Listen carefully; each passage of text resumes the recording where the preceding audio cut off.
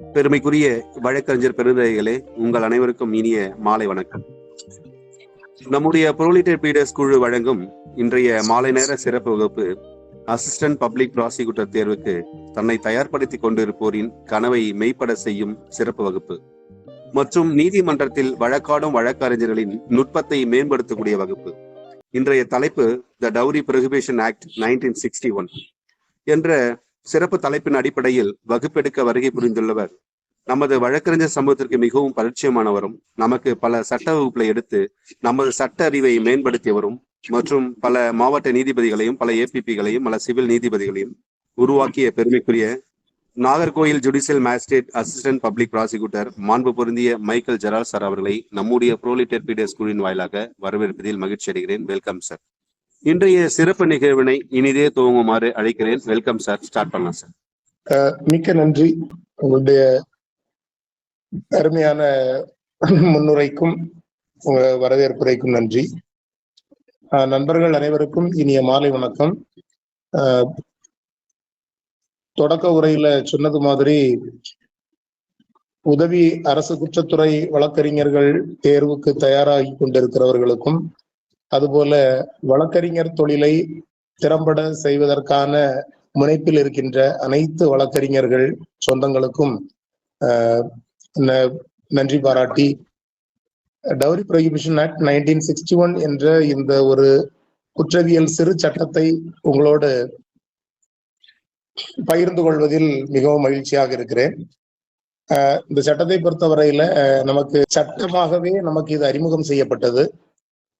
இந்த சட்டம் பாராளுமன்றத்தினுடைய இருவைகளிலும் வைக்கப்பட்டு குடியரசுத் தலைவரினுடைய இசைவினை 1961 ஆண்டு மே மாதம் 20ஆம் நாள் பெற்று, அதன் பிறகு இந்த சட்டத்தை செயல்பாட்டுக்கு கொண்டு வருவதற்கான நாளாக 1/7/1961 தேதியை அந்த நாளில் குறிப்பாக 1961 ஆண்டு ஜூலை மாதம் 1ஆம் தேதி முதல் இந்த சட்டம் நம் நாட்டில் நடைமுறைக்கு வந்தது. இந்த சட்டத்தை பொறுத்தவரையில 2 பிரிவுகளாக இந்த சட்டத்தினுடைய செயல்பாட்டை, இந்த சட்டத்தை இயற்றியவர்கள் நமக்கு அறிமுகப்படுத்தி இருக்கின்றார்கள். குறிப்பாக இந்த சமூகத்தில் புரையோடி போன ஒரு பழக்க வழக்கங்களில் ஒன்றான மணக்கொடை என்கின்ற, வரதட்சணை என்கின்ற பெயரில் அமைந்த டவுரி, இந்த பிராக்டிஸை பிரிவென்ட் பண்றதுக்கும் எராடிகேட் பண்றதுக்குமான ஒரு முயற்சியாகவும், இந்த மணக்கொடை கேட்பவர்களிடம், அதாவது இந்த திருமணத்திற்காக வரதட்சணை அல்லது மணக்கொடை கேட்கின்ற தரப்பினர்களுக்கு அவர்களை குற்றப்படுத்துவதற்கான ஒரு முறையிலும், இந்த மோசமான பழக்க வழக்கத்தை இந்த சமூகத்தில் இருந்து ஒழிப்பது என்பது ஒரு நோக்கம். இன்னொன்று, இந்த செயல்பாட்டை செய்கின்றவர்களுக்கு ஒரு குற்ற தண்டனை வழங்க வேண்டும், கிரிமினலைஸ் பண்ண வேண்டும் என்கிற அந்த நோக்கத்திலும் இந்த சட்டம் உருவாகி இருக்கிறது. இந்த சட்டத்தை பொறுத்தவரையில 10 பிரிவுகள் தான், சிறிய சட்டம் தான். ஆனா மூர்த்தி சிறியதாக இருந்தாலும் கீர்த்தி பெரியது என்று சொன்னது மாதிரி, இந்த சட்டத்தினுடைய பிரிவுகள் குறைவாக இருந்தாலும் இதனுடைய செயல்பாடும் இதனுடைய வீரியத்தன்மையும் உண்மையிலேயே இந்த நாட்டில் உள்ள இந்த பழக்க வழக்கங்களை பயன்படுத்துபவர்களுக்கு ஒரு பெரிய ஒரு அச்சத்தை தருகின்ற ஒரு அமையில்தான் அமைந்திருக்கிறது. இந்த சட்டத்தினுடைய பிரிவுகள் அனைத்தும் நமக்கு இன்றைய நிலவரப்படி, குறிப்பாக 2019ஆம் ஆண்டிற்கு பிறகு நாட்டினுடைய அனைத்து பகுதிகளிலும் இது நடைமுறைக்கு வந்துவிட்டது.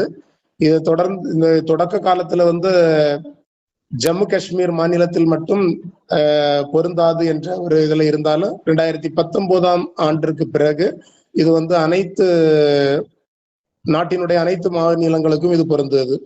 இப்ப பாத்தீங்கன்னா இதுல பிரிவு 2ஐ பொறுத்தவரையில நிறைய வார்த்தைகளுக்கு அவர்கள் விளக்கம் சொல்லவில்லை.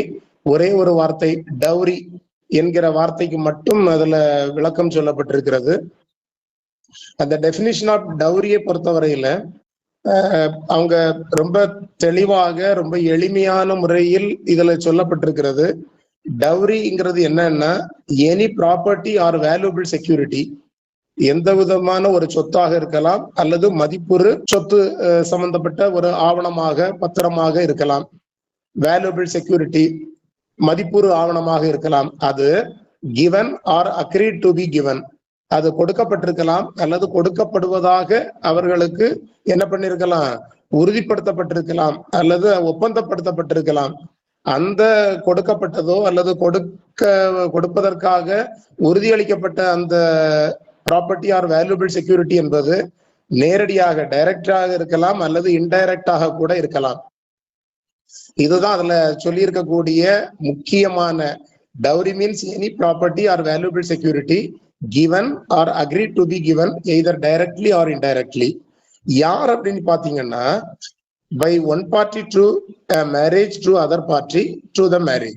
அதாவது திருமணத்தினுடைய ஒரு தரப்பினர் இன்னொரு தரப்பினருக்கு கொடுப்பதாக இருக்கலாம் அல்லது கொடுப்பதற்கு சம்மதித்ததாக இருக்கலாம்.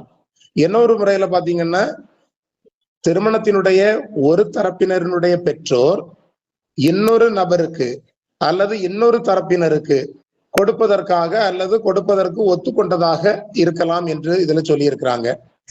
இந்த சட்டம் வரும்போது திருமணத்திற்கு முன்பு அல்லது திருமணத்தின் போது given or agreed to be given என்கிற அந்த அடிப்படையில் தான் இந்த குற்றச் செயலாக அது கருதப்பட்டது.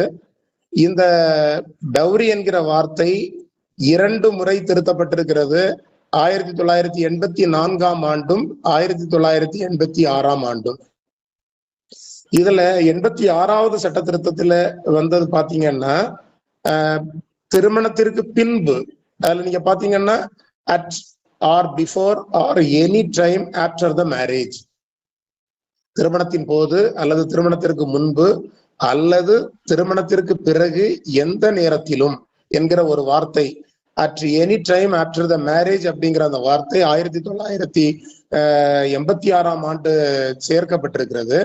இது சேர்க்கப்பட்டதுக்கு பிறகு பாத்தீங்கன்னா இது ஒரு வைட் மீனிங் அண்ட் ஸ்கோப், ஒரு பரந்துபட்ட பொருளையும் அதனுடைய நோக்கெல்லையும் கொண்டதாக இந்த டவுரி என்கிற வார்த்தை விளங்குகிறது. இந்த டவுரி என்கிற இந்த செயல்பாடு எனி ப்ராப்பர்ட்டியா இருக்கலாம் ஆர் எனி வேல்யூபிள் செக்யூரிட்டியாக இருக்கலாம், அது கொடுக்கப்பட்டதாக இருக்கலாம் அல்லது கொடுப்பதற்காக உறுதியளிக்கப்பட்டதாக இருக்கலாம். திருமண தரப்பினருடைய ஒரு தரப்பினர் இன்னொரு தரப்பினருக்கு கொடுக்கலாம் அல்லது ஒரு தரப்பினருடைய பெற்றோர்கள் இன்னொரு தரப்பினருக்கோ இன்னொரு நபருக்கோ கொடுப்பதாக இருக்கலாம். அது திருமணத்தின் போதாக இருக்கலாம் அல்லது திருமணத்திற்கு முந்தையதாக இருக்கலாம் அல்லது திருமணத்திற்கு பின் எந்த ஒரு நேரத்திலேயே என்ன செய்யலாம் இருக்கலாம் என்பதைத்தான் இந்த டவுரி விளக்கம் கொடுக்கிறது. இதுல பாத்தீங்க அப்படின்னு சொன்னா இந்த நடைமுறைப்படி அவர்களுடைய கலாச்சாரப்படி எந்த விதமான கெடுபிடியான கேட்புகளும் இல்லாமல் கொடுக்கக்கூடிய சில விஷயங்கள் இதிலிருந்து விலக்களிக்கப்பட்டிருக்கிறது. இப்போ இந்த ஒவ்வொரு வழக்கிலும் அந்த agreed to be given all அது அக்ரீடு, அந்த அக்ரிமெண்ட் நான் கொடுக்கிறேன் நான் தர்றேன் அப்படின்னு சொல்லக்கூடியதுக்கு ஒவ்வொரு வழக்கினை அடிப்படையில் தான் தீர்வு காண வேண்டும் என்று நமக்கு உச்ச நீதிமன்றம் 1998 ஆண்டு ஒரு வழக்கில் Pawan Kumar versus state of Haryana என்கிற வழக்குல இந்த அக்ரீடு டு பி கிவன் இல்லைன்னா அந்த கொடுப்பதற்காக ஒத்துக்கொள்ளப்பட்ட சம்மதிக்கப்பட்ட அல்லது உடன்படிக்கை செய்து கொள்ளப்பட்ட உடன்பாடு செய்து கொண்ட அந்த வார்த்தை என்பது இல்லைன்னா அந்த நிகழ்வு என்பது இல்லைன்னா அந்த செயல்பாடு என்பதை நாம ஒரு சட்டத்துக்குள்ளால நிறுத்த முடியாது. அது ஒவ்வொரு வழக்கினுடைய காரண காரியங்கள் மற்றும் சூழ்நிலைகளின் அடிப்படையில் பொருள் கொள்ள வேண்டும் என்று 1998 ஆண்டு நமக்கு உச்ச நீதிமன்றம் Pawan Kumar versus state of Haryana என்கிற வழக்கில் நமக்கு இதுல ஒரு நல்ல ஒரு தீர்ப்பு அதுல சொல்லி இருந்திருக்கிறாங்க. அதே போல ஆஃப்டர் மேரேஜ், ஏன்னா இதுல பாத்தீங்க அப்படின்னு சொன்னா டவுரியை பொறுத்தவரையில லிமிட்டேஷன் அப்படிங்கிறது டைரக்டா ஹிட் ஆகிரும். ஏன்னா இதுல அந்த லிமிட்டேஷன்ங்கிற வார்த்தையே நமக்கு என்ன செய்யாது, பொருந்தாது. அப்போ இந்த இடத்துல அந்த திருமணத்தின் போது அல்லது அதற்கு முன்பு அல்லது அதற்கு பின்பு எந்த நேரத்திலும் என்கிற இதை பொறுத்தவரையில இதற்கான அந்த விளக்கம் என்பது நமக்கு 2010ஆம் ஆண்டு உச்ச நீதிமன்றத்தினுடைய ஒரு பெருமைமிகு தீர்ப்பான Ashok Kumar versus state of Haryana என்கிற வழக்குல நமக்கு தெளிவாக தெளிவுபடுத்தப்பட்டிருக்கிறது. அப்போ இந்த சட்டத்தை பொறுத்தவரையில டவுரி என்கிற வார்த்தை பிரிவு 2ல ரொம்ப முக்கியமானது. அதை நல்ல நீங்க பிரித்து தெரிந்து கொள்ளுங்கள். அதுல இருக்கக்கூடிய ஒவ்வொரு வார்த்தையிலும் கூட நமக்கு கேள்விகள் கேட்கலாம். முதல் நிலை எழுத்து தேர்வுக்கு தயாராகின்ற வழக்கறிஞர் நண்பர்கள் குறிப்பாக நமக்கு அந்த வேல்யூபிள் செக்யூரிட்டி அப்படிங்கிறத பொறுத்தவரையில நமக்கு இந்திய தண்டனை சட்டத்தினுடைய பிரிவு 30, அதே போல இன்னைக்கு இருக்கக்கூடிய பிஎன்எஸ் பிரிவு 2 துணை பிரிவு 31 அதுல ரொம்ப தெளிவா சொல்லி இருக்குது. அதையும் நீங்க கூடுதலாகவே சேர்த்து படித்துக் கொள்ள வேண்டும்.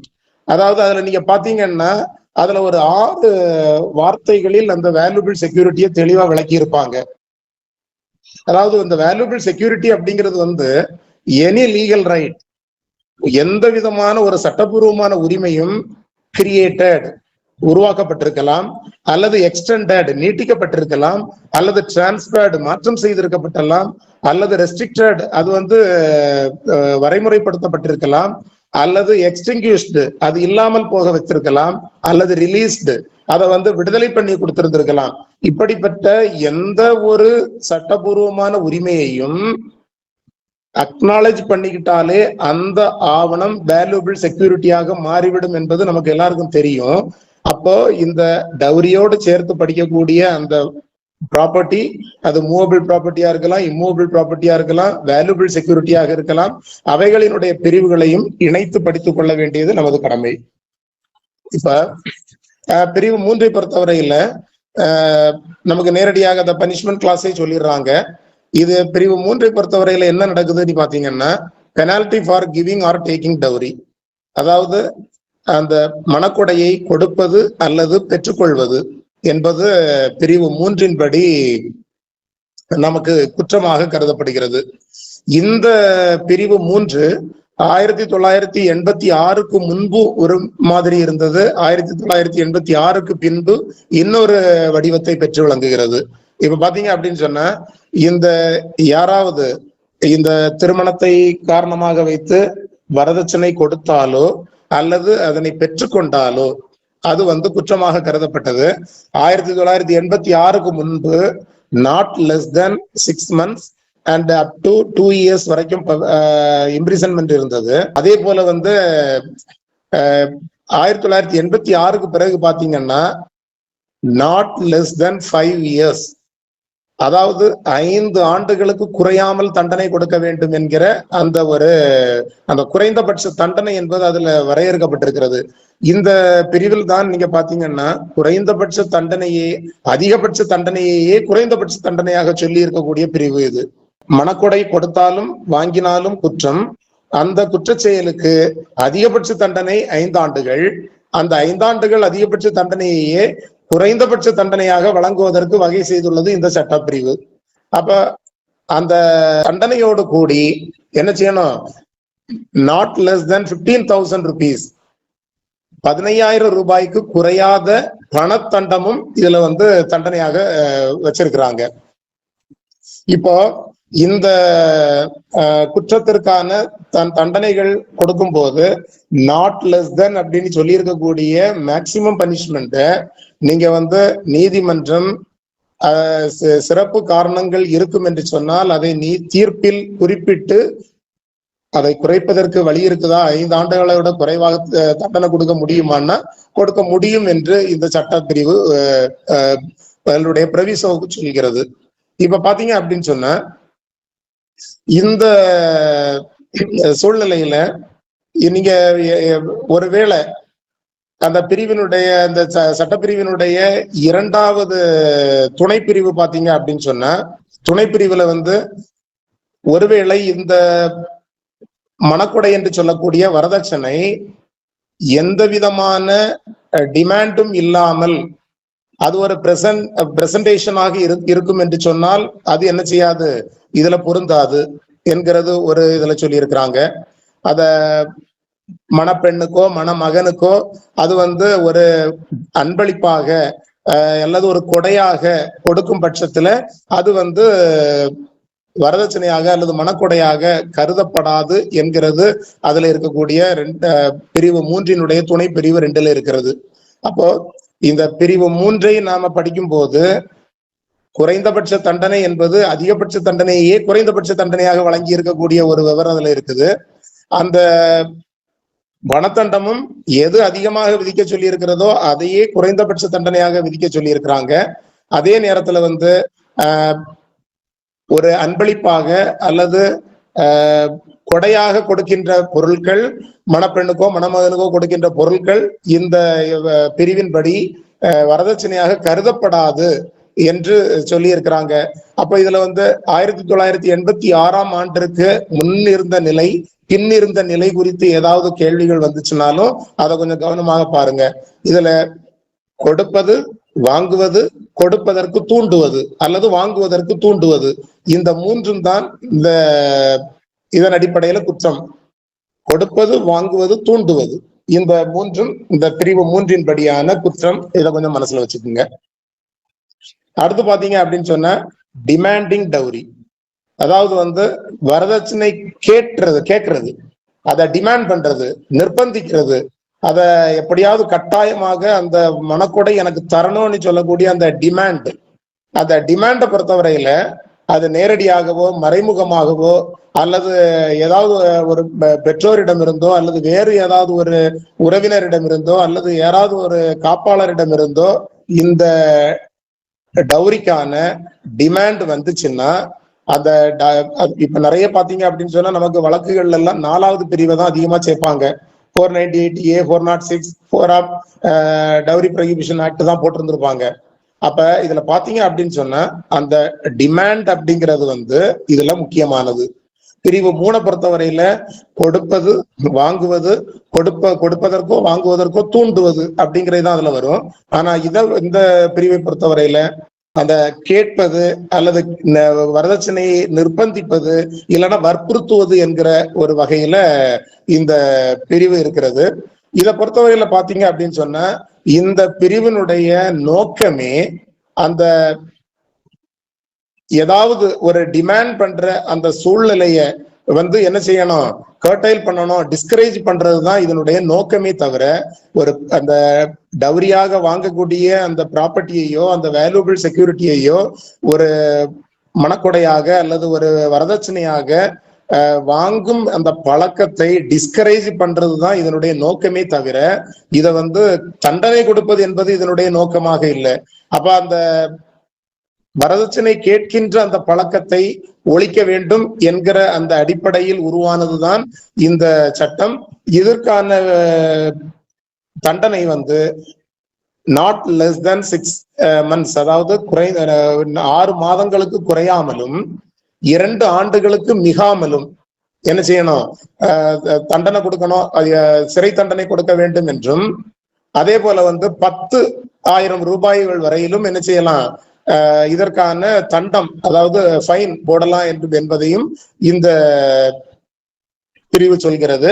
அதே போல 3வது பிரிவு போல அதை விட 6 மாதத்தை விட குறைவாக தண்டனை கொடுப்பதற்கு இதுல வழி இருக்குதான்னு சொன்னா அது சிறப்பு காரணங்கள் ஏதும் இருப்பின் அதை நீதி தீர்ப்பில் சொல்லி அதை குறைச்சிக்கலாம் என்பதை இந்த சட்டத்தில் சொல்லப்பட்டிருக்கிறது. அதே நேரம் செக்ஷன் 4A, இந்த 4A நமக்கு பாத்தீங்க அப்படின்னு சொன்னா இதுவும் 1986 சட்ட திருத்தத்துக்கு பிறகு வந்தது. இதுல என்ன அப்படின்னு பாத்தீங்கன்னு சொன்னா இந்த மனக்கொடை தொடர்பாக அல்லது இந்த வரதட்சணை தொடர்பாக ஏதாவது விளம்பரங்கள் நான் ஆஃபர் பண்ற விளம்பரங்களாக இருக்கலாம் அல்லது அந்த விளம்பரத்தினுடைய அந்த அச்சிடப்பட்ட அல்லது வெளியிடப்பட்ட அல்லது சுற்றுக்கு விடப்பட்ட அந்த பொருள்களாக இருக்கலாம், அந்த கருத்துக்களாக இருக்கலாம், இவைகள் அனைத்தும் தடை செய்யப்பட்டிருக்கிறது. அந்த ஆஃபர் பண்றது எப்படின்னு பாத்தீங்கன்னா ஒரு விளம்பரம் மூலமாக, அதாவது ஒரு செய்தித்தாள் விளம்பரமாகவோ அல்லது பருவ இதழ் மூலமான விளம்பரமாகவோ அல்லது வேறு ஏதாவது ஒரு இதழ் மூலமாக அல்லது வேறு ஏதாவது ஊடகங்கள் வழியாக மனக்கொடை குறித்த அந்த ஆஃபர் பண்றது, எனக்கு வேணும்னு கேட்கறதோ இல்லைன்னா இவ்வளவு தர்றேன்னு சொல்றதோ, ஏன்னா செக்ஷன் 3 பொறுத்தவரையில கொடுப்பதும் வாங்குவதும் குற்றமாக இருக்கிறது. அப்ப இந்த ரெண்டுக்குமே என்ன செய்யறது, அந்த விளம்பரம் செய்வது என்பது அந்த விளம்பரத்தை அச்சிட்டோ அல்லது வெளியிட்டோ அல்லது அதை சுற்றுக்கு விட்டோ அதை செய்வதன் அடிப்படையிலும், இப்ப யாராவது ஒரு ஆளு அந்த மணப்பெண் இல்லைன்னா மணமகன் குறித்த விவரங்களை இப்ப நமக்கு நல்லா தெரியும். யாராவது வரன் இருந்தாங்கன்னா என்ன செய்வாங்க, அதனுடைய அவருடைய விவரம், அவருடைய பேரு, ஏன் நட்சத்திரம் வரைக்கும் என்ன செய்வாங்க, எழுதி கொடுப்பாங்க. அந்த இடத்துல இந்த சரியாக பொருந்தி இருக்கும் பட்சத்தில் இவருக்கு வரதட்சணையாக இவ்வளவு வேணும் என்றோ இல்லைன்னா இவ்வளவு கொடுக்கப்படும் என்றோ அந்த அந்த கடிதத்திலேயோ அந்த பேம்லெட்லயோ இல்லைன்னா அந்த பேப்பர்லயோ இருந்துச்சுன்னாலும் அதுவும் அட்வர்டைஸ்மெண்டாக வந்துடும். அப்ப அந்த அடிப்படையில 4A வந்து என்னது, அது வந்து ஒரு ஒரு குற்றம் செயலாக அது கருதப்படுகிறது. இந்த செயலுக்கு 6 மாதங்களுக்கு குறையாத தண்டனையும் 5 ஆண்டுகள் வரை நீட்டிக்கக்கூடிய தண்டனையும் குற்றமாக என்னது தண்டனையாக வழங்கப்படுகிறது. அல்லது 15,000 ரூபாய் வரையிலும். இதுதான் நம்ம அந்த ஒவ்வொரு பிரிவில இருக்கக்கூடிய அந்த கண்டென்ட், குறிப்பாக எதற்காக அந்த தண்டனை கொடுக்கிறாங்க, அந்த தண்டனை என்ன வடிவில் கொடுக்கப்படுகிறது, அது குறைந்தபட்ச தண்டனை இருக்கிறதா, அதிகமாக எவ்வளவு தண்டனை இருக்கிறது, இணைந்த தண்டனையா அல்லது அல்லது இது அல்லது அது அப்படிங்கிறது மாதிரிப்பட்ட தண்டனையா என்பதையெல்லாம் ரொம்ப கவனமாக நீங்க பாத்துக்குங்க. இந்த மாதிரிப்பட்ட சூழ்நிலையில் எப்போதுமே அந்த நாட் லெஸ் தென் அந்த பனிஷ்மெண்ட் இருக்கும்போது அதை விட குறைவாக தண்டனை வழங்குவதற்கு நீதிமன்றங்களுக்கு வகை இருக்கிறதா என்றால் எல்லா வகையிலும் இருக்குது. சொல்லி இருந்தாலும் சொல்லாம இருந்தாலும் அதை கொடுக்க முடியுமானா கொடுக்க முடியும்.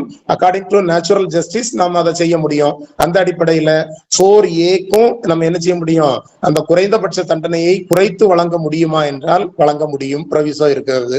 அடுத்து பாத்தீங்கன்னா செக்ஷன் 5 பொறுத்தவரையில ஒரு அக்ரிமெண்ட், அதாவது நான் தருகிறேன் என்றோ அல்லது நான் பெறுகிறேன் என்றோ ஒரு மனக்கொடைக்கான ஒரு ஒப்பந்தம் போட்டா அந்த ஒப்பந்தம் என்பது இல்லா நிலையது, வாய்டு.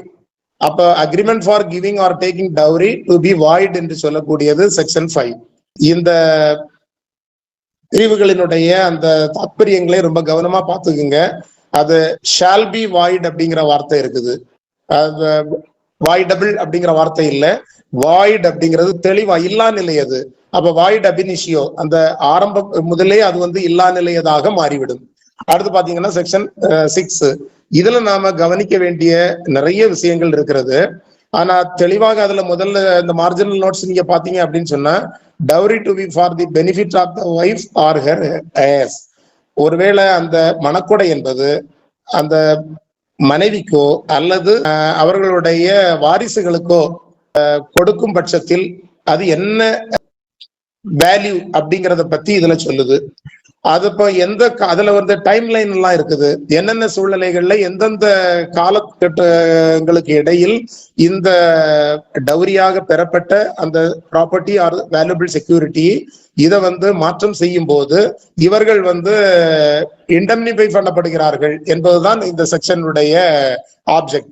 பாத்தீங்க அப்படின்னு சொன்னா, ஒரு வாங்கப்படுகின்ற அந்த மனக்கொடை என்று சொல்லுகின்ற அந்த டவுரி யாரு, பெண்ணால் அல்லாமல் அதர் தென் விமன். அப்படி ஒரு திருமணத்தின் போது ஒரு அதர் தென் விமன் அந்த ஒரு டவுரியை வாங்கினால் அந்த டவுரியை என்ன பண்ணணும் அப்படின்னு சொன்னா, அதை வந்து ஒரு பெண்ணினுடைய, அதாவது அந்த மனைவியினுடைய அல்லது அந்த அவர்களுக்கான அவர்கள் குழந்தைகளுக்கான இல்லைன்னா அவர்களுடைய வாரிசுகளுக்காக அதை மாற்றம் செய்து வைத்தால் இவங்க என்ன செஞ்சிருவாங்க, அந்த டவுரி ஹராஸ்மெண்ட்ல இருந்து தப்பிடலாம். அதுக்கு நீங்க வந்து பாத்தீங்கன்னா அதுல சப்கிளாஸ் ABCன்னு 3 இருக்குது. அவைகளை நமக்கு வந்து கேள்விகளாக கேட்பதற்கு நிறைய வாய்ப்பு இருக்கிறது. ஒருவேளை அந்த டவுரிய திருமணத்திற்கு முன்பு பெற்றால், பிஃபோர் மேரேஜ் ஒரு டவுரி அந்த ப்ராப்பர்ட்டி ஆர் வேல்யூபிள் செக்யூரிட்டி பெறப்பட்டால் அதை என்ன செய்யணும் அப்படின்னு பாத்தீங்கன்னா, எல்லாமே இந்த சப்கிளாஸ்ல இருக்கக்கூடிய அனைத்து சூழ்நிலைகளிலுமே 3 மாதங்கள் என்பது இருக்கிறது. ஆனால் எதிலிருந்து 3 மாதங்கள் என்பது நம்மளை குழப்பிடும். திருமணத்திற்கு முன் ஒரு மணக்கொடை பெறப்பட்டால் அது திருமணம் முடிந்த நாளிலிருந்து 3 மாதங்கள். இப்ப 1 வருஷத்துக்கு முன்னால வாங்கியாச்சு, அதை என்னைக்கு நீங்க திருப்பி கொடுக்கும் பட்சத்தில் அது டவுரி இல்லைன்னு பாத்தீங்கன்னா, திருமணம் முடிந்து 1 வருஷத்துக்கு பிறகு திருமணம் முடியுது, திருமணம் முடிந்த நாளிலிருந்து 3 மாதத்திற்குள் அது அந்த மனைவியின் பெயரிலேயோ அல்லது அந்த வாரிசுகளின் பெயருக்கோ மாற்றம் பட்டுவிட்டது என்று சொன்னால் அவங்களுக்கு அவங்க அதுல இருந்து தப்பிடலாம். ஒருவேளை at the time of marriage, அந்த நேரத்துல அவங்க அந்த டவுரி வாங்கினாங்க அப்படின்னா, அந்த டவுரி வாங்கின அந்த அந்த வாங்கின நாளிலிருந்து 3 மாதங்கள், திருமணத்திற்கு முன்புன்னா திருமணம் நடந்த நாளில் இருந்து 3 மாதம், திருமணத்தின் போதுன்னு சொன்னா திருமணத்திலிருந்து 3 மாதம். அதே போல திருமணத்திற்கு பிறகு இதை பொறுத்தவரையில இப்ப ஒரு குழந்தை என்ன பண்றாங்க, ஒரு அந்த குழந்தை திருமணம் பண்றாங்க. ஆனா பட் அது இப்ப நடைமுறையில இல்ல. நமக்கு அந்த சைல்டு மேரேஜ் ரெஸ்ட்ரைண்ட் ஆக்ட்ல இருந்தெல்லாம் அதெல்லாம் இது பண்ணி விட்டாங்க. ஆனாலும் அதுல ஒரு இது வச்சிருக்கிறாங்க. ஏன்னா நம்மளுக்கு இது ஒரு சோசியல் ஈவில். நிறைய இடங்கள்ல நம்ம இந்த பழக்க வழக்கங்களை ஒழிக்க வேண்டும் என்று நினைத்தாலும் சில சூழ்நிலைகளில் சில இனக்குழுக்களிடையே இதை என்ன செய்ய முடியல, மாத்த முடியல. அப்படி இருக்கும் பட்சத்தில் இந்த திருமணத்தின் போது அந்த மணப்பெண் மைனராக இருந்தால், அந்த எப்போ பாத்தீங்க அப்படின்னு சொன்னா அந்த அந்த அம்மா 18 வயது நிறைவடைந்த நாளிலிருந்து 3 மாதங்கள். சோ அப்ப இந்த செக்ஷன் 6 நீங்க ரொம்ப கவனமா பாருங்க. ஏதாவது கேள்விகள் நம்மளை குழப்புறதுக்காக ரீசன் அசர்ஷனோ இல்லைன்னா ஸ்டேட்மெண்டோ, right statement or wrong statement ரூபத்தில் கேட்டாலோ அல்லது டைரக்டாவே அந்த நாளை குறித்து கேட்டாலோ இதுல இந்த 3 இன்கிரீடியன்ஸ் இருக்குது, அந்த 3 டேட்டாஸ் அதுல ரொம்ப கவனமா பாருங்க. திருமணத்திற்கு முன்னுன்னா என்னையில இருந்து, திருமணத்தின் போதுன்னா எப்பயில இருந்து, திருமணத்தின் போது அந்த மனைவி மைனராக இருந்தால் எப்போதிலிருந்து என்றெல்லாம் கேட்டாங்க அப்படின்னு சொன்னா அந்த 3 மாதம் என்பது எதிலிருந்து தொடங்கும் என்பதை ரொம்ப கவனமாக பாருங்க. இப்படிப்பட்ட ஒரு சூழ்நிலையில் அவர்கள் அந்த மணக்கொடையை மாற்றி வழங்கி விட்டார்கள் என்று சொன்னால் அவர்கள் லயபிலிட்டியில இருந்து தப்பிடுவாங்க. அதர்வைஸ் அவங்க என்ன செய்வாங்க, குற்ற தண்டனைக்கு உட்படுத்தப்படுவார்கள்.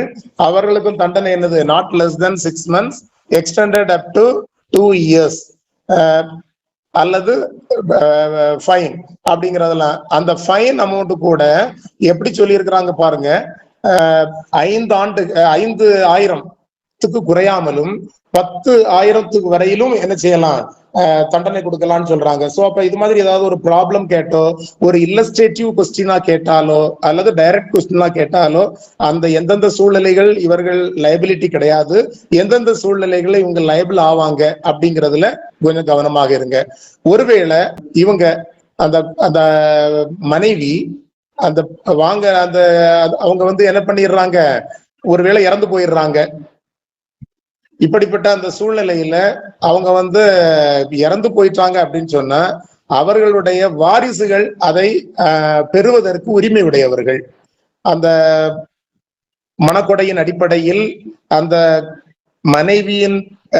மனைவிக்காக கொடுக்கப்பட்ட அந்த ப்ராப்பர்ட்டி ஆர் வேல்யூபிள் செக்யூரிட்டியை அந்த பெண்ணினுடைய வாரிசுகள் பெறுவதற்கு, ஒருவேளை அவங்க வாரிசு இல்லாமலே இறந்து போயிட்டாங்க அப்படின்னு சொன்னா அந்த பெண்ணினுடைய பெற்றோர் அதை பெறுவதற்கு உரிமை உடையவர்கள். அப்ப அந்த அந்த குழந்தைகள் இருந்தாங்க அப்படின்னு சொன்னா அந்த குழந்தைகளின் பெயரில் அதை மாத்தி கொடுத்துட்டாங்க அப்படின்னு சொன்னா அதை மாத்திக்கலாம். ஒருவேளை அப்படி இல்லை அப்படின்னு சொன்னா அவங்க பெற்றோர்கள் பேருக்கு மாற்றி கொடுத்தாலும் அந்த லைபிலிட்டியில இருந்து அவங்க எஸ்கேப் ஆகிடலாம். சோ இந்த அடிப்படையில் இவைகளை ரொம்ப கவனமாக இத பாருங்க. ஒருவேளை அவன் மாத்தி கொடுக்கல அப்படின்றதுல செக்ஷன் 3A அப்படிங்கிற ஒரு துணை பிரிவுல நமக்கு 1984ஆம் ஆண்டு சட்ட திருத்தத்துல கொண்டுட்டு வந்தாங்க. அந்த கோர்ட் அந்த கொடுக்காமல் இருக்கும்போது அது சம்பந்தமான வழக்குகளை விசாரிக்கும் போது அந்த தீர்ப்புல அதை எப்படி கொடுக்கணும், எவ்வளவு நாளைக்குள்ளால கொடுக்கணும் என்பதை குறித்து அந்த உத்தரவிலேயே சொல்லலாம். அதை யாருக்கு கொடுக்கணும் என்பதை சொல்லலாம்.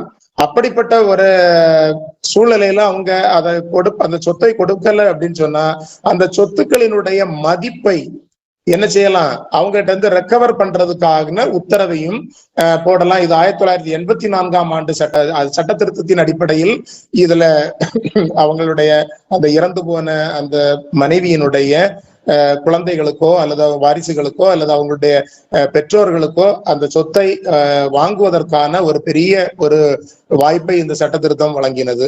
அடுத்து பாத்தீங்கன்னா பிரிவு 7. இந்த பிரிவு 7 பொறுத்தவரையில இந்த கிளாசிபிகேஷன், இந்த கிளாசிபிகேஷனை பொறுத்தவரையில இது வந்து காக்னைசபிள், அந்த காக்னைசபிள் நேச்சர் தான். இதுல நம்ம இந்த சட்டத்தினுடைய நோக்கம் நாம படிக்கும் போது பார்த்திருந்திருப்போம். இந்த சட்டத்தினுடைய நோக்கம் என்பது ஒரு டூ ஃபோல்ட் ஆப்ஜெக்ட் உள்ளது. ஒண்ணு, இந்த ஈவில் பிராக்டிஸை எராடிகேட் பண்றது, என்ன ஒண்ணு அதையும் தாண்டி வாங்குறவங்களை கிரிமினலைஸ் பண்றது. இது ரெண்டும் தான்.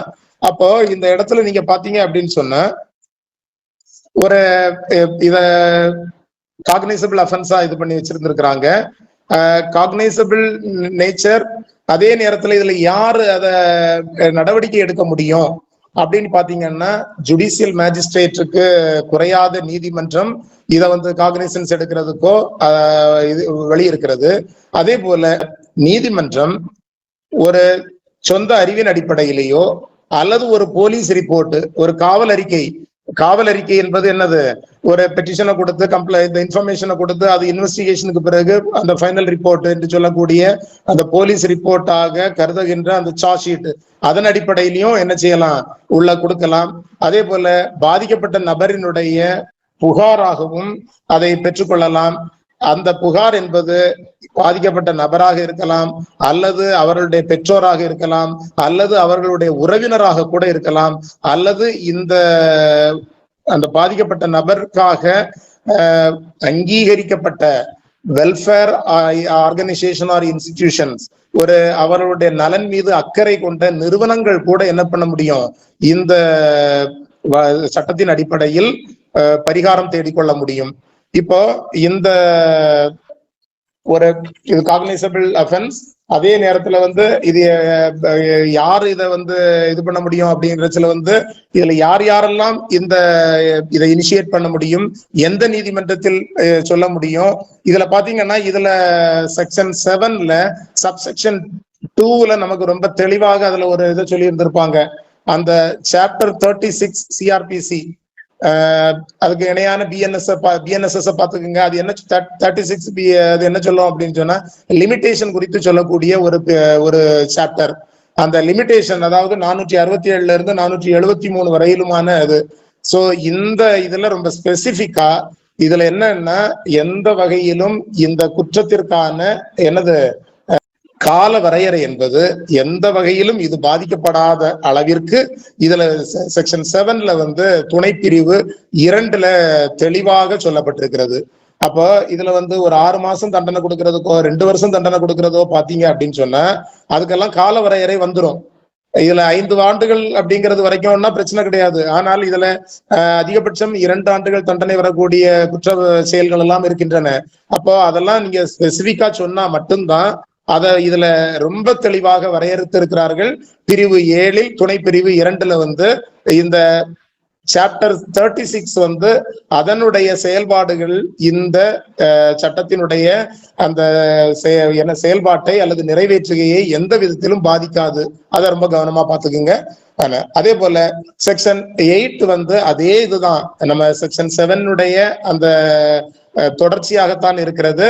இதுதான் பியூர் கிளாசிபிகேஷன். இதுல இருக்கக்கூடிய இந்த குற்றங்கள் அனைத்தும் காக்னைசபிள் நேச்சர், அதே போல வந்து பெயிலபிள் ஆக இருக்கலாம், அதே நேரத்துல நான் காம்பவுண்டபிள், இதை வந்து சமரசம் செய்ய முடியாது என்கிற ஒரு சூழ்நிலையில இத சொல்லி இருந்திருக்கிறாங்க. இதுல ஏன் அதுல அந்த பெயிலபிள் நேச்சர் அப்படின்னு பாத்தீங்க அப்படின்னு சொன்னா இந்த மாதிரிப்பட்ட மேட்ரிமோனியல் இஷ்யூஸ் வந்து சில நேரங்கள்ல நமக்கு வந்து சில சங்கடங்களை தந்தாலும் வாழ்க்கை என்கிற முறையில வந்து அவர்களை வந்து நான் பெயிலபிள் அஃபென்ஸ் ஆகவோ இல்லைன்னா அதை ரிட்ரீவ் பண்ண முடியாத ஒரு சூழ்நிலைக்கு கொண்டு போயிட்டோம் அப்படின்னு சொன்னா அந்த குடும்பத்தினுடைய அந்த உறவை வந்து நம்ம என்ன செய்ய முடியாது, மீட்டெடுக்க முடியாது என்கிற சூழ்நிலையில் தான் அதை இது பண்றாங்க. சோ ஆனா இதுல வந்து என்ன சொல்லியிருக்கிறாங்க அப்படின்னு சொன்னா காக்னைசபிள் நேச்சர், அவங்க வந்து என்ன மேஜிஸ்ட்ரேட்டுடைய பெர்மிஷன் வாங்கி தான் கேஸ் போடணும்ன்றது கிடையாது. இதை என்ன பண்ணிடலாம், அதை இது பண்ணிக்கிடலாம். இப்போ இதை பொறுத்தவரையில அந்த செக்ஷன் 42 ஆஃப் சிஆர்பிசி.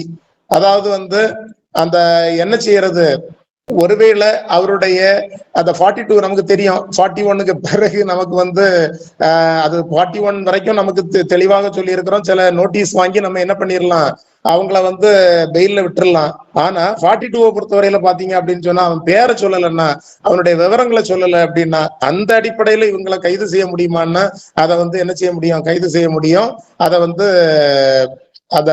அவரை வந்து அரெஸ்ட் பண்ண முடியும் அப்படிங்கிற அந்த அடிப்படையில எல்லாம் அதுக்குள்ளால சொல்லி இருந்தாலும், நாம இதுல கவனமாக பார்க்க வேண்டிய அந்த கிளாசிபிகேஷனை பொறுத்தவரையில காக்னைசபிள், பெயிலபிள், நான் காம்பவுண்டபிள் அப்படிங்கிற அந்த அடிப்படையில இருக்கிறது.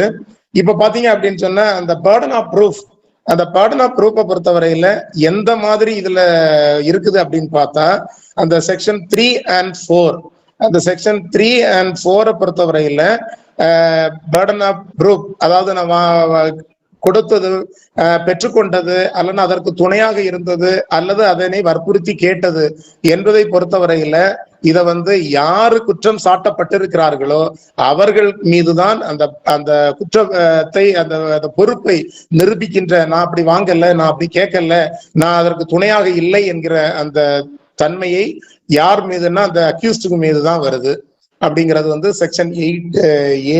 அந்த 8A பொறுத்தவரையில நமக்கு வந்து 86 அமெண்ட்மெண்ட்ல கொண்டு வந்தாங்க. அதே போல 8B பொறுத்தவரையில டவுரி ப்ரொஹிபிஷன் ஆபீசர்ஸ். இந்த டவுரி ப்ரொஹிபிஷன் ஆபீசர்ஸை பொறுத்தவரையில நீங்க பாத்தீங்க அப்படின்னு சொன்னா, இது சட்டம் வந்து மத்திய அரசினுடைய சட்டமாக இருந்தாலும் இந்த 8B அடிப்படையில் அந்த டவுரி ப்ரொஹிபிஷன் ஆபீசர்ஸை வந்து அப்பாயிண்ட் பண்ண வேண்டிய பொறுப்பு யாருக்கு கொடுத்திருக்கிறாங்க அப்படின்னா ஸ்டேட் கவர்மெண்ட் கொடுத்திருக்கிறாங்க. அவங்க வந்து அவங்க தேவையின் அடிப்படையில் இந்த வரதட்சணை தடை அலுவலர்களை நியமிக்கலாம். இந்த வரதட்சணை தடை அலுவலர்களுக்கான பணிகளையும் என்ன சொல்லியிருக்கிறாங்க, அத சொல்லியே கொடுத்திருக்கிறாங்க.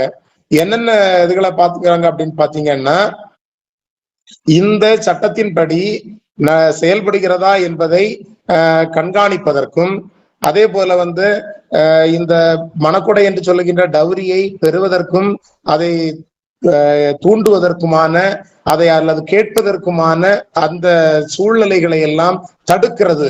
அந்த வரதட்சணையை கேட்கிறது, கொடுக்கிறது, அதற்கு தூண்டுபவர்களை அதை தடுக்கிறதும் இவர்களுடைய வேலைதான். அதுபோல அப்படிப்பட்ட ஒரு சூழ்நிலைகள் இருந்துச்சுன்னா இது தொடர்பான அந்த டேட்டாஸ், இது சம்பந்தமான அந்த சாட்சியங்கள், எவிடன்ஸை கலெக்ட் பண்றதும் இந்த இவங்களுடைய வேலை. கூடுதலாக என்ன அப்படின்னு பாத்தீங்க அப்படின்னு சொன்னா, இந்த மாநில அரசு இந்த வரதட்சணையை தடை செய்வதற்காக என்னென்ன பணிகளை எல்லாம் சொல்லுதோ அது அனைத்தையுமே இவங்க செய்ய முடியும். இவங்களை பொறுத்தவரையில என்ன ஒரு பெரிய இது என்னன்னா, சில ஊர்கள்ல சில இனக்குழுக்களிடம் சில ஊர்களிலுமே இந்த டவுரி ப்ரொஹிபிஷன் ஆபீசர்ஸை பயன்படுத்துறாங்க. எப்படி அப்படின்னு சொன்னா, அந்த ஊர்ல ஒரு திருமணம் நடக்கிறது என்று சொன்னால் இந்த கணவனும் மனைவியும் இந்த திருமணத்திற்காக என்னென்ன பொருளை அவர்களுக்குள்ளால் மாற்றிக்கொள்கிறார்கள் என்பதை இந்த மணக்கொடை தடுப்பு அலுவலர் முன்பாக அதை லிஸ்ட் அவுட் பண்ண பிறகு இது தொடர்பாக என்ன செய்ய முடியாது, வரதட்சணை கொடுமை என்று சொல்ல முடியாது. அப்ப இதெல்லாமே கொடையாக மாறிடும், கிஃப்டாக மாறிடும். சோ அந்த இடத்துலயும் இந்த டவுரி ப்ரொஹிபிஷன் ஆபீசர்ஸினுடைய செயல்பாடு என்பது இருக்கிறது. இந்த டவுரி ப்ரொஹிபிஷன் ஆபீசர்ஸ் வந்து அவர்களுக்கு ஆலோசனை கொடுப்பதற்கும் அவர்களுக்கு உதவி செய்வதற்கும் 5 நபர்கள் கொண்ட ஒரு குழுவை அமைப்பதற்கும் இந்த பிரிவு செக்ஷன் 8B வந்து அதிகாரம் அளிக்கிறது. அந்த குழுவில குறைந்தபட்சம் 2 பேர் பெண்களாக இருக்க வேண்டும் என்கிறத சொல்றாங்க. அதையும் நாம என்ன பண்ணிக்கலாம், இந்த டேட்டாஸ், அந்த கேள்விகளுக்கான அந்த தரவுகளாக நாம பயன்படுத்தி கொள்ளலாம். அடுத்து பாத்தீங்க அப்படின்னு சொன்னா செக்ஷன் 9 பொறுத்தவரையில பவர் டு மேக் ரூல்ஸ். இந்த சட்டத்தின் அடிப்படையில் மத்திய அரசுக்கு என்னது பிரிவு 9 படியும் மாநில அரசுக்கு பிரிவு 10 படியும் விதிகள் இயற்றும் அதிகாரம் என்பது கொடுக்கப்பட்டிருக்கிறது. இந்த சட்டத்தை பொறுத்தவரையில 1வது பிரிவு இதனுடைய நோக்கெல்லையை சொல்லுகிறது. என்றைக்கு இது வந்து நடைமுறைக்கு வந்தது, நாடு முழுமைக்கும் இருக்கிறது என்கிற தகவலை சொல்லுது. 2வது பிரிவை பொறுத்தவரையில இதனுடைய டவுரி என்கிற வார்த்தைக்கு பொருள் விளக்கம் கொடுக்கிறது. அந்த டவுரி என்கிற வார்த்தையினுடைய அந்த எக்ஸ்டெண்ட், அதனுடைய அந்த என்ன சொல்றது, அதனுடைய நோக்கம் குறித்தும் அது ரொம்ப தெளிவாக சொல்லுகிறது. பிரிவு 3 பொறுத்தவரையில வாங்குவதற்கும் கொடுப்பதற்கும் அல்லது அதை தூண்டுவதற்குமான தண்டனை குறித்து குறிப்பிடுகிறது. பிரிவு 4 பொறுத்தவரையில அது டிமாண்ட் பண்றதுக்கான ஒரு செயலுக்கான குற்றத்தை குறிப்பிடுகிறது. பிரிவு 4A இந்த டவுரிக்கான விளம்பரம் தடை செய்யப்படுகிறது குறித்து சொல்கிறது. அதே போல பிரிவு 5 இந்த டவுரி தொடர்பான உடன்பாடு அது ஆரம்ப நிலையில் இருந்தே அது இல்லா நிலையது என்பதை அது தெளிவாக சொல்லுகிறது.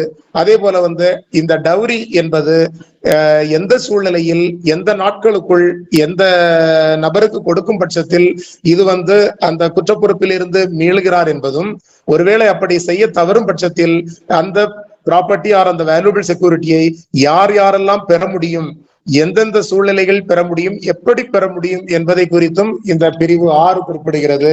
அதே போல பிரிவு 7 பொறுத்தவரையில இந்த மாதிரிப்பட்ட சூழ்நிலையில் யார் புகார் அளிக்க முடியும், எந்த நீதிமன்றத்தில் புகார் அளிக்க முடியும் என்கிற விவரத்தை சொல்லுகிறது. அதே போல 8 பொறுத்தவரையில இந்த குற்றத்தினுடைய வகைப்பாடு குறித்து குறிப்பிடுகிறது. 8A பொறுத்தவரையில அந்த குற்றத்தை நிரூபிக்கும் சுமை யாரை சார்ந்தது என்பதை குறிப்பிடுகிறது.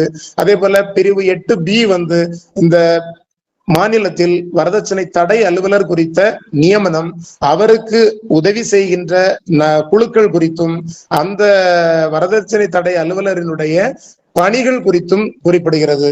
அதே போல பிரிவு 9 இந்த சட்டம் தொடர்பாக மத்திய அரசிற்கு விதிகள் இயற்றும் அதிகாரத்தையும், பிரிவு 10 என்பது மாநில அரசுக்கான விதிகள் இயற்றும் அதிகாரத்தை பற்றியும் குறிப்பிடுகிறது. இந்த அடிப்படையில நீங்க முதல் நிலை தேர்வுக்கு, பிரிலிமினரி தேர்வுக்கு ஒரு 30 முதல் 50 டேட்டாஸாக இந்த சட்டத்தை நீங்க பிரிச்சு படிப்பதற்கு, அந்த நோட்ஸ் எடுப்பதற்கு நீங்கள் ஒரு திறனுள்ளவர்களாக மாறுவீர்கள் என்று சொன்னால் இந்த சட்டம் உங்களுக்கு வசப்படும். இந்த அடிப்படையில நமக்கு இன்னைக்கு இந்த வகுப்பை நிறைவு செய்யலாம்னு நினைக்கிறேன்.